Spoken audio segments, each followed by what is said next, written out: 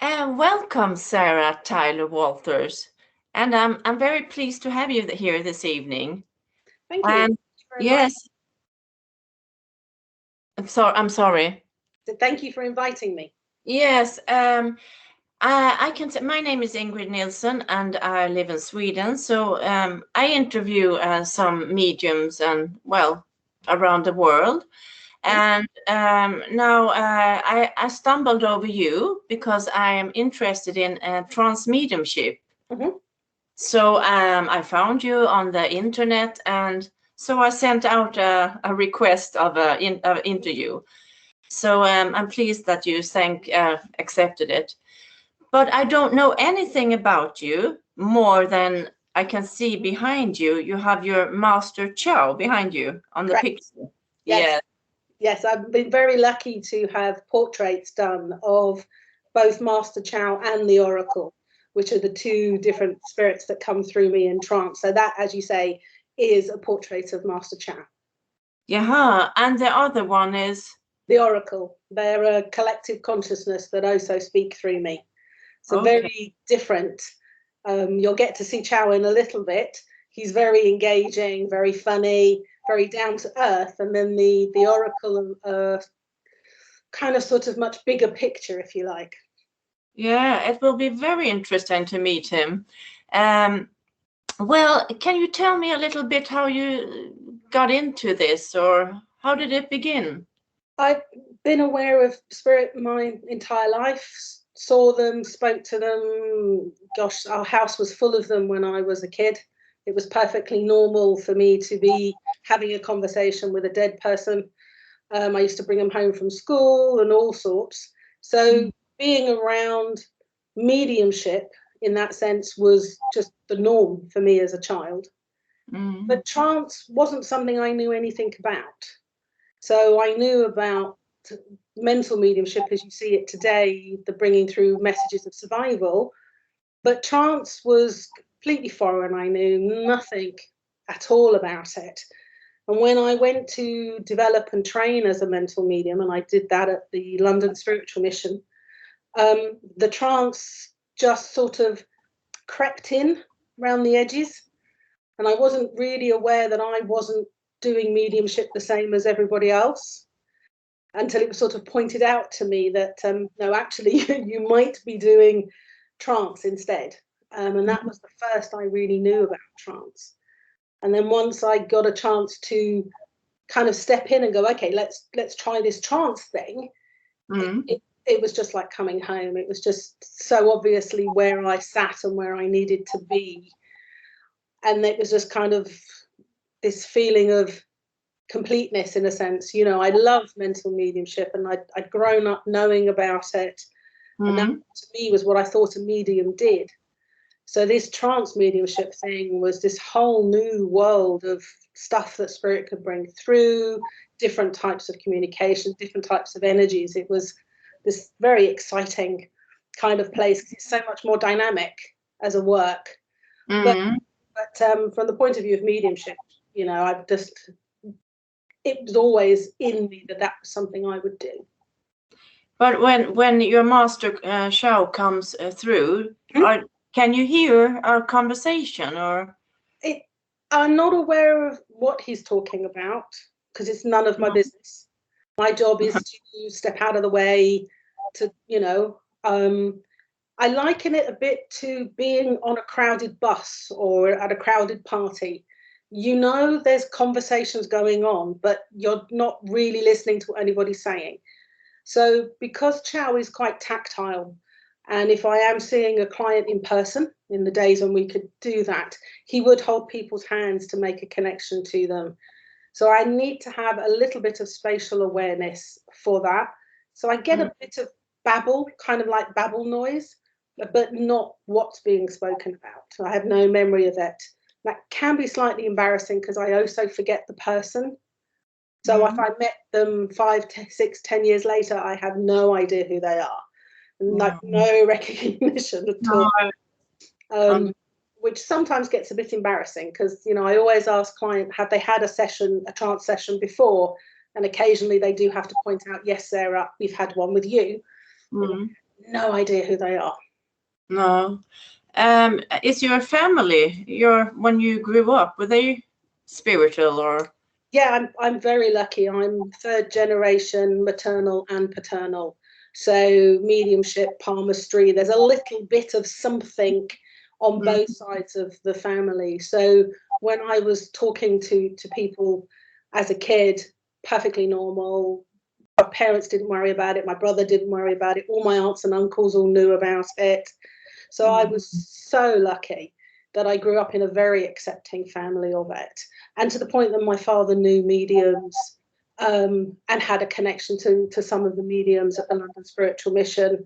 So there was always this sort of connection to it, but it was mm, always left perfectly normal. It was never, oh, you need to do something with that, or you must develop that. It was just, no, that's just what you do, just let it happen. And so there was never any pressure, but also there was complete acceptance. mm. Well, that must be wonderful An because, absolute gift. yeah, a lot of people get judged for it. Absolutely. And I've met mediums and trance mediums who have had extremely difficult childhoods because of this. So I know how blessed I am to have had Mm, such an accepting family. yeah. When you live in London or? Yes. Yes. So how do you work? Do you do it on the internet or do you do it in spiritual churches or how do you work? Well, I've been doing this now full time for nearly 20 years. So this is my livelihood. Mm, So I have done pretty much a bit of everything. I did over 10 years doing spiritualist churches. I see clients privately. Pre-COVID, I saw clients in person, but I've always seen them online as well. So now everything is online. I teach about trance and other things connected to spirit because that's my passion. And yeah. I'm very lucky that Chow and the Oracle are very much about growth. So not only does Chow speak to people on a one-to-one basis, but he also does his own courses, does master classes. The Oracle comes forward and does lectures, which will be like an hour and a half on a very particular subject. So I'm very lucky that I get to move through all the different types of communication they can do, as well as doing trance healing. Yeah. No, because I have liked your page on Facebook. You have your page. And so you put out courses there. But do you have like a lot of people coming to you or it's Um, for one-to-ones, yeah, I'm usually pretty booked up. I also have a lot of clients who come regularly because they see it as part of their personal growth, to check mm, in with Chow to see how they're going on. He's very good at helping people with trauma, if they've had any trauma in their childhood, in understanding it, in helping them on their healing progress. yeah. So I do get a lot of clients who come and do very deep work with him, as well Mm, as clients who come and work with me on their energy system. Because yeah. obviously, having trained in trance, I really understand the human energy system. So my speciality is working with the subtle bodies, the layers of the aura, and how those are affected because of trauma and experiences, and helping people to realign that. So Mm, we both see clients as well as both teach and do groups. yeah. I'm curious about him, but so I want to ask you about him, but I'm going to wait because I'm going to ask him Yeah, because no, absolutely fine. Yeah. yeah, because soon you are going to bring him through Yes. for every because I've never seen you do trance, so I don't know how you do it but it will be interesting to see you. Yeah, so I know you've seen a couple of other trance mediums. Yeah, I always sort of say to people that Chow is very animated. I So don't. What's that? animated. So he likes to talk.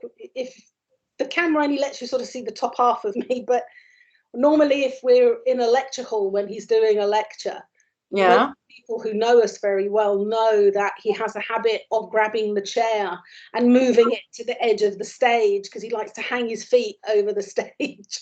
Okay.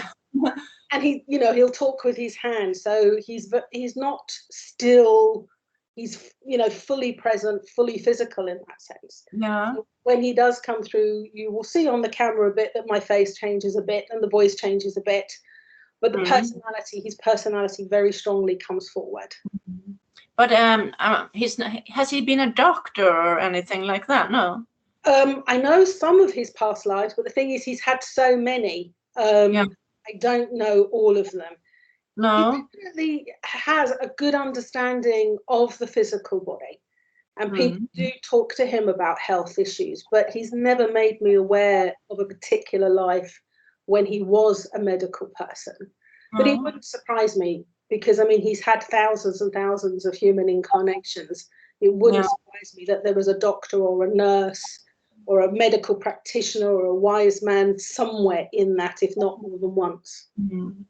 Because you said I could ask him questions, and I will ask him like for everybody, not for myself. Yeah. Because tomorrow I have the opportunity to meet him privately, and I'm looking forward to that. Good. I hope you've got your questions for tomorrow. I will. Well, I have to think about them. Yeah, they will come tomorrow. I'll think about them. Yeah. Well, I think maybe we will bring him in, and then we can speak maybe a little bit after about the session. Okay, no problem. Yeah? Okay. Yes. Right, let's see.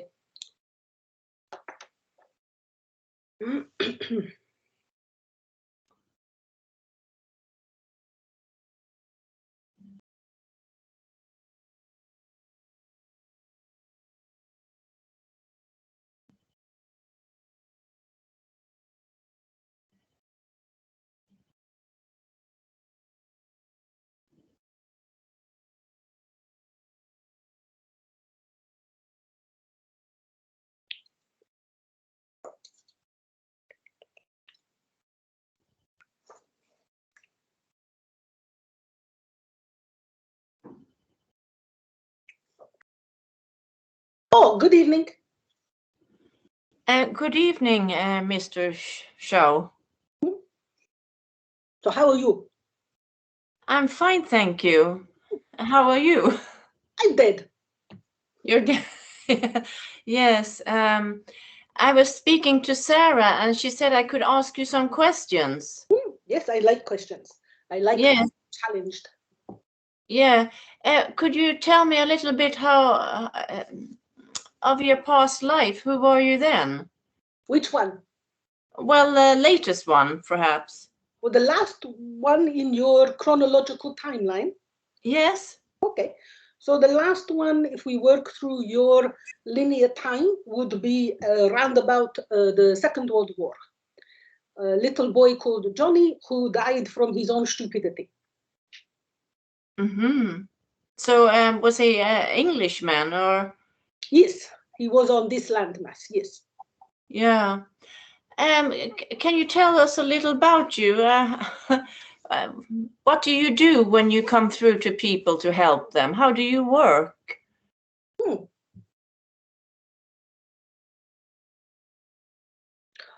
That's an interesting one and a hard one sometimes to answer, because you just sort of do it. Let me see how best to explain it for you. I like to work with people with where they are. Meet them where they are in their energy, in their journey, see what information comes from their soul, because that's always very important. And I don't want to play games with the ego. So I'm very mindful of listening to what the ego is doing and guiding the person back to listening to their true self, listening to the soul, and not all the jabber of the ego or the social constructs that humanity have built around them as ways of controlling you. So I very much step forward to assist people in coming back into their true selves, following the old adage that spirit have been giving you for thousands of years, which is know thyself.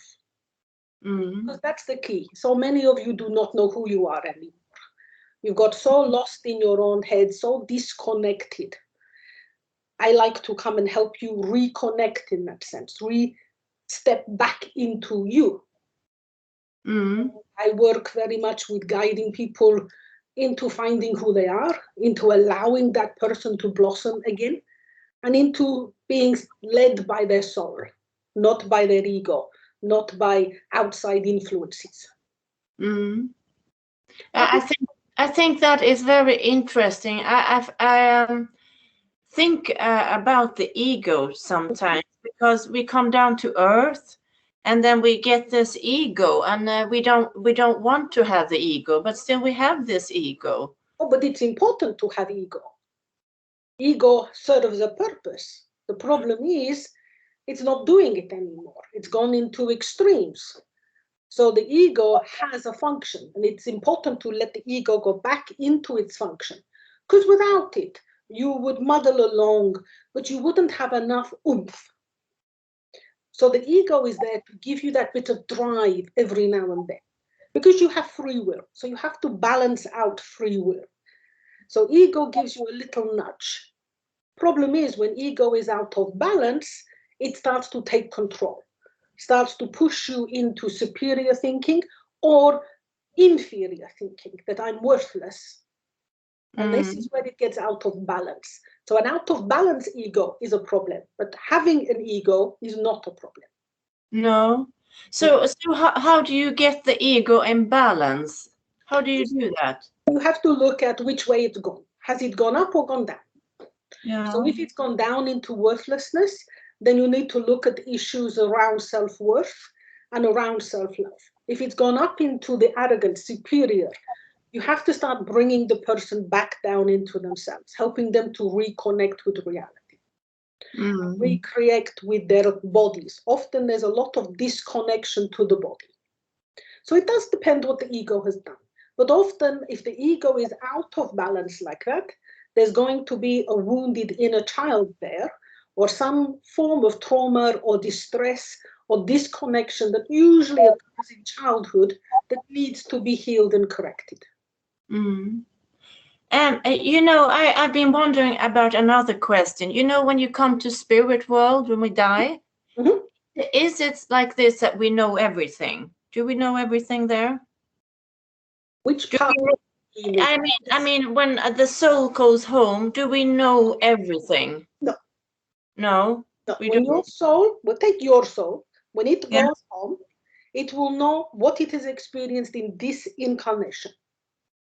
And it will go into reflection where it needs to process this lifetime that you're having. It needs to shake off its human connection, because it's a bit of a shock. You know, it's been down here autonomous in this rather dense, heavy object. Your body is a heavy object in comparison to your soul. And it needs to adjust. And then it needs to process what it's learned and slowly start moving through reflection, getting back to be the idea that it's spirit and part of spirit, letting go of emotions, letting go of personality, so that it can then go back into the spirit being that it belongs to. Once it goes back into the spirit being belongs to, it knows everything the spirit being knows. But that might not be everything that is to be known. No, there's a lot to be known. But that's why I don't quite understand. What is the purpose of going to spirit and losing all this and knowing a lot, and then you have to come down again? Because you're looking at it from the wrong side. Yeah. Which is obvious. You know, when you're in a human body, you think of everything from the human existence. But when you're talking about things to do with soul and spirit, you need to change your perspective to the spirit perspective. Why does spirit choose to have incarnation? And we choose incarnation to continue to evolve. Otherwise, we would start to devolve, because we achieved all we could achieve within our realm of existence. And in order to continue to evolve, to continue to grow, because that is what existence is, we needed a vehicle, an avenue to do that. And physical incarnation gives us that, because you have things we do not. Number one, emotions. We do not have an equivalent in the spirit realm. So that gives us a richness of learning. So every lifetime is incredibly valuable to us for our continued evolution. Yeah. So that's why we have to learn all emotions. It's why you live through and process and experience things through the emotions. Yes. Mm. I find it difficult understanding all this war and killing and everything that must continue all the time. Well, it's not a question that it must continue. It's a question that humanity perpetuates it. Because remember, you have free will. This is something we have to accept when we incarnate, is that your whole physical realm is governed by a set of laws. One of those laws is free will. So that allows the human element, the personality, if you like, to make decisions collectively or individually. So your body is part of the animal kingdom. So as such, it is a pack animal. It is driven by alpha in kind of ideas. It's driven by a survival orientation. So that orientation can escalate out into war, out into being territorial, tribal. But you have will. It's for your will to choose to not listen to that part and choose to keep that part in balance. But you can only do that if you are in balance. So the more you are out of balance, the more everything else escalates out into an extreme. A lot more war and suffering, which isn't there as part of the learning. Is it like that different countries have, I know maybe karma is the wrong word, but some countries, they have more war than other countries. We don't have so much war in Sweden anymore. But that tends to be more social, political, and economically driven. Yeah. And also depending a lot on tribal factors within the cultural makeup of the country of origin. So as your country, you are not so divided by tribal elements. If you look back in your history, if you look at other countries where the landmass has been so subdivided and divided, you've often got a landmass made up of several tribal orientations from different areas. That creates tension. So that's why you see more in certain areas. Plus, again, the political, social, and economics over raw materials, land not being usable anymore, the value of life affects war too. In countries where life isn't valued, where life is cheap, you will see more war and suffering. I know I asked another spirit in the spirit world, another medium, and I asked her guide about the dimensions. You know, he mentioned 12 dimensions. Yes, and then I asked about the lower dimensions and what they are. And of course, I got the answer that and the second and first dimension is very dark. Okay, well. Yeah. Is it or? No. It's not? No. You have to consider whether you were talking to a spirit or a soul in reflection. A soul in reflection is going to have a very different view of the vastness of the spirit realm to a spirit being. So, I do not know the spirit that you were talking to, so I will only answer from my own understanding. And that of those that are hovering and listening to what I am saying. Yeah. The whole idea of the dimensions, this is what humanity needs. You need hierarchy. This is how you function. So you project that hierarchy onto spirit. We don't need it. We don't have it. Within our own realm, there are, of course, different vibrations and different frequencies further away from those of us that are still incarnating into physical life, those that are closer, if you were, to being pure energy. But we don't regard that as superior or higher. That is part of our evolution. It is where we are heading and where we will one day arrive if we are, or when we are ready. So the idea of dimensions and hierarchy, that's a lot of that is being projected by humanity's need. But maybe I asked the question because that's what you hear here on Earth, that there are dimensions. Yes. So I asked that, but maybe he explained it in a way so I could understand it. And that is possible. Yes, as I say, I do not know the spirit who was speaking to you, so I'm answering from my perspective. Yeah. So with regards to the idea that lower is darker, no, lower is geographical more than anything. Your souls that are in reflection are geographically lower than where spirit beings sit. It's geography rather than intent or goodness. Now, with regards to the idea of darker, what is darker? You cannot have light without darkness. They are equal sides of the same coin. And if there is one thing you need to understand about spirit, is about that symmetry and that balance. There would not be light without dark. But dark does not necessarily mean evil. That's human ideology, not spirit ideology. For us, light and dark are perfectly balanced opposites, which we require that balance and symmetry. We're very obsessed with symmetry. So yes, there is dark within the spirit realm, but that is not a problem. It does not make it a thing to avoid, only a thing to understand that it is the opposite, the shadow of anything that is light. You yourselves as humans have a light self and a dark self. This is how you grow. This is how you create challenge within yourself for growth. Spirit are the same. So dark is always a subjective word. So for spirit, when we speak of dark, there is no malevolence in it. There is nothing to fear in it. When humanity uses the word dark, though, then that's where the fear-based ideologies come from. Mm. Did that answer the question?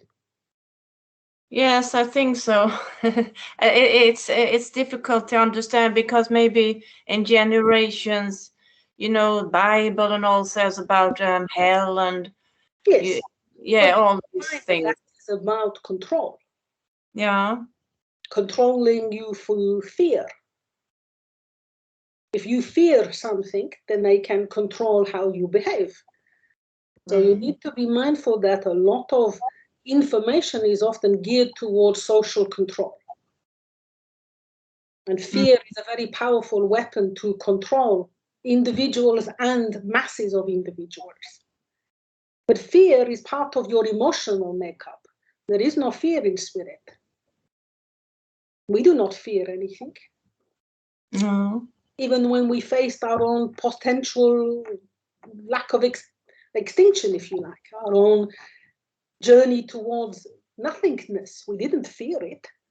We recognized that was the path we were on and chose, in that sense, took a movement to alter the course to one where we continued to grow. We recognized that we were going backwards and made a point to keep moving forward. But we did not do it out of fear. The nothingness was not something we feared. It was something we knew we did not need to walk into. There is a difference. Yes. But it's when you are on earth, you do get afraid of things. I mean, absolutely. And that's why being in balance within yourself is so important.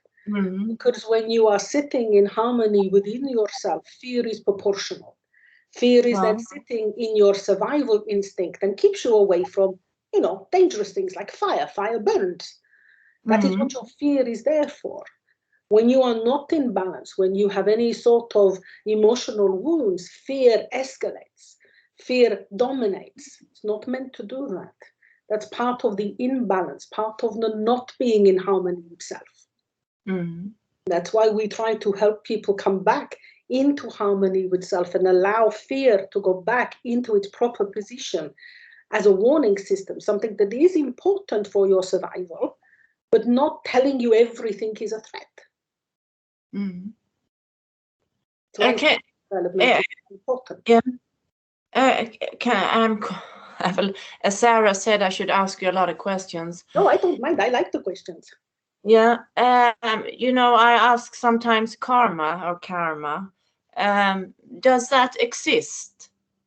The law of karma exists. The ideology of cause and effect exists. The problem is that, again, the idea of humanity warps these things. You use it as a way to control people. So the idea that there is karmic debt is not right. There is no debt. We do not judge. We sit in unconditional love. We do not judge you for your actions. So there is no debt. That is where humans have taken over the idea and manipulated it to create more fear and control. The principle behind karma is about non-judgment. Do not judge another for their actions, because in one lifetime or another, you will have done that or will do that. That's all karma is there to make you aware of, is that you have continual lifetimes. You incarnate and incarnate and incarnate. So at some point or another, you have most likely done what you are judging that person for, or you will most likely go on to do it. So karma is about sitting in non-judgment, not judgment. That is where it has got twisted.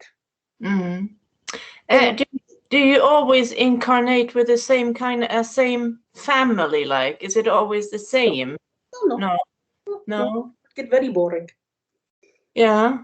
You incarnate. It depends a lot on what the spirit being who's having the incarnations is choosing to learn from, and the other spirits they are working with. And also remember, humanity, you are sitting in a linear timeline. We do not sit in a linear timeline. We sit in a spherical timeline. So for us, a lot of what you are experiencing is all happening simultaneously. So everything happens at the same time? A lot of it is going on at the same time, because our time is spherical, expanding outwards, not linear, moving in a very small defined space. So when you ask spirit about time, it's always a little bit tricky, because you want us to answer in your linear, but we are sitting in a very different kind of perception of time. So a lot of what a spirit being is experiencing through incarnation in human form is going on at the same time.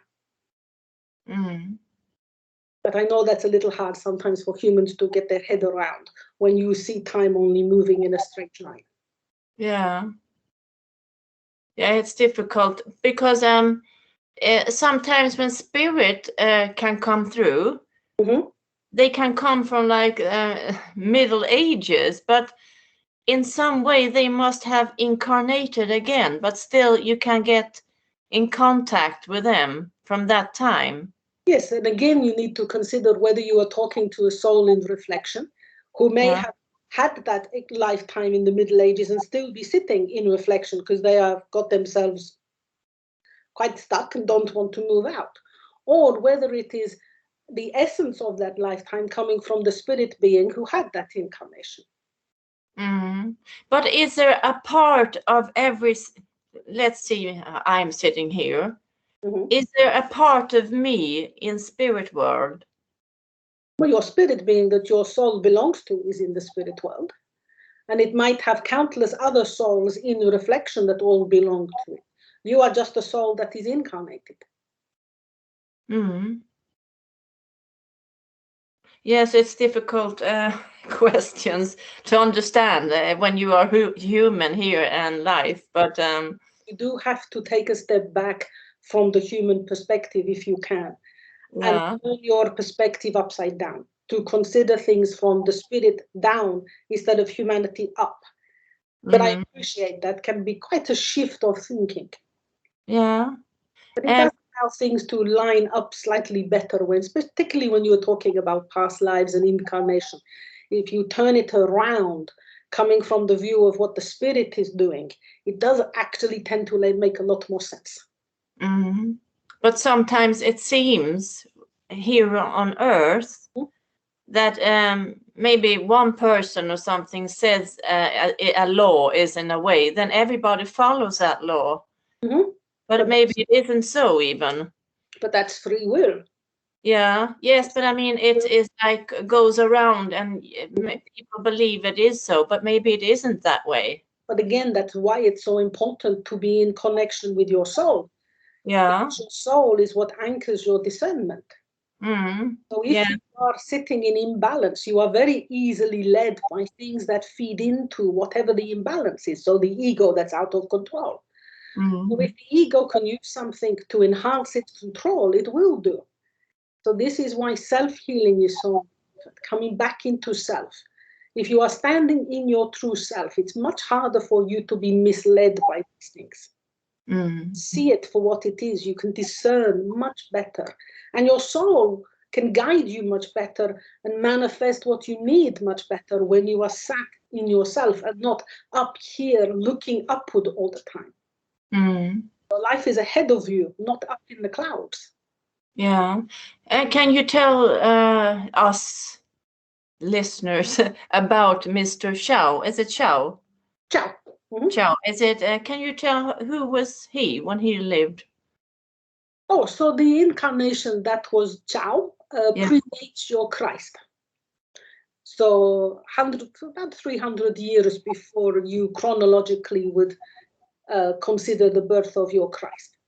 So that's roughly where that lifetime sits in your timeline. And I was a teacher, master, sage, a good fisherman, and a reasonable husband. Yeah. And now when you come through Sarah, you have chosen to come as Mr. Chow. Yes, I chose it because it's like a favorite life, if you like. I had a lot to choose from, but Chow very much represented what I was coming to do for humanity. The wise man. Also, archetypally, humans tend to consider elderly Chinese gentlemen as very wise, so that sort of worked in my favor.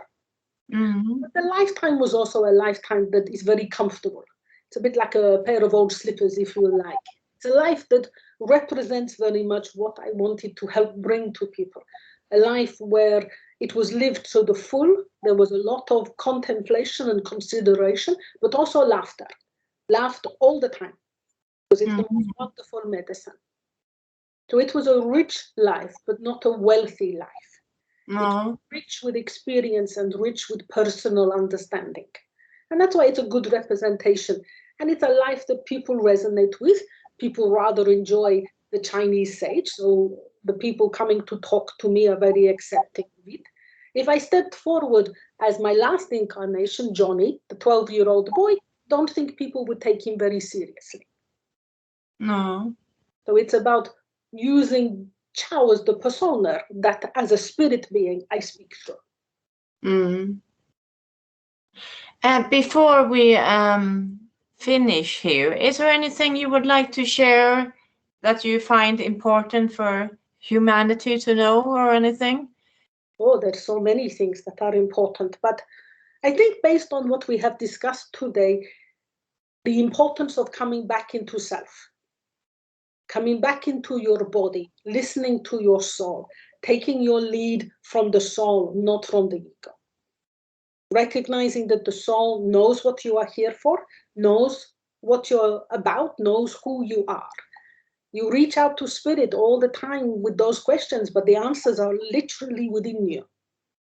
So if there's one thing I always urge people to do is look within. That is where your truth is. Well, I will thank you. And Mr. Chow, I will see you tomorrow. Oh, yeah, you're talking to me tomorrow? Oh, good. Yes. Have a nice chat, I'm sure. Yeah, yes. And shall we bring back Sarah now, do you think? I thought your choice. I do not mind, lady, if that is what you would like. So Yeah. on that note, then I will say goodbye. And Yeah. Thank you.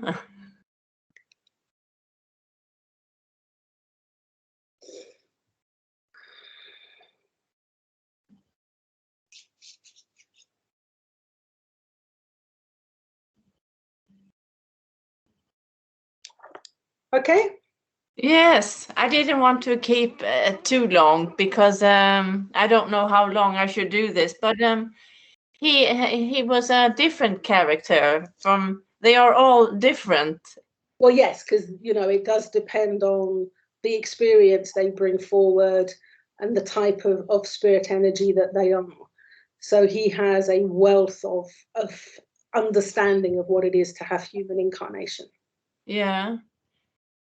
It seems like we're going to do this for a long time, incarnating. Incarnating, yeah. People often have asked him, how many past lives he's had. Yeah. And the answer is about 10,000. Oh. So yeah, when people talk about, you know, we've had a couple of hundred, it's like, no, you've had a lot more incarnations than you think you've had. Yeah. Some people, they think they only had one. Yeah, but you know, that's what they need to believe. If that's their belief this time around, that's absolutely fine. Yeah, I know, but I think, well, one, it must You're be not going to get a lot done. Yeah. Yeah, and of course we have been forever. Spirit, that absolutely, they're eternal in that sense. Yeah. To us on our timeline. Yeah.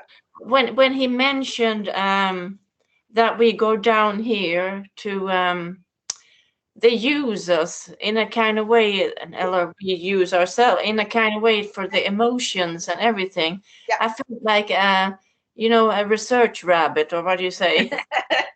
Well, yeah, I mean, very much your soul and the physical body are having a symbiotic relationship, but you could also argue that at times it's parasitical, that they are feeding off of us from our experiences. But it also enriches our lives with more complexity and therefore more growth and more expansion. So it works both ways. Yeah, you looked a bit Chinese when he came through. Yeah, yeah. Yeah. Interestingly enough, it's been commented quite a few times that actually he looks a bit more Mongolian. Yeah, maybe he does. Yeah. So I think perhaps was originally from that part of China that was quite close to Mongolia. Yeah. Because I know that has often come up, and I think in the drawing of him, he has slightly more that look about him than classical Chinese. Yeah. How can I say he was? I have the Swedish word, but I can't say that. He is not strict. That's a wrong word. He is what do you say? He is he knows what he wants. Can you say that? Yeah, no, I mean, I would never call Chow strict. No, that's the wrong word. But forceful, forthright. yeah. He's very clear in giving his information. He never waffles. You know, No. I mean, we've done hours and hours of master classes and lectures, which are all on my website, and he never waffles. No. You know, there's never just filling in the space with repeating himself. No. He's always very clear, very precise. He's very careful about the words he uses, because words have so much power. You know, a word creates a vibration, so it's important to get the right word. So he's very clear about that. So he always tries to pick the words that will create the reaction that he means them to. Yeah. And so when he's talking to individuals, he'll be bouncing off of your energy, looking at how words land to see, okay, all right, we need to change that one because that word created a reaction. And so he's very observant of that. Even when he's talking to large audiences, he's paying attention to the vibrational changes as what he's explaining is hitting people in the room. So he can sense, if you like, when people are being triggered and help to steer where they need to go with the information. So he's very careful, very respectful when he's doing large groups and individuals for that reason. Because words are healing. They can unlock things, but they can also trigger things. Very mindful of that. Yeah.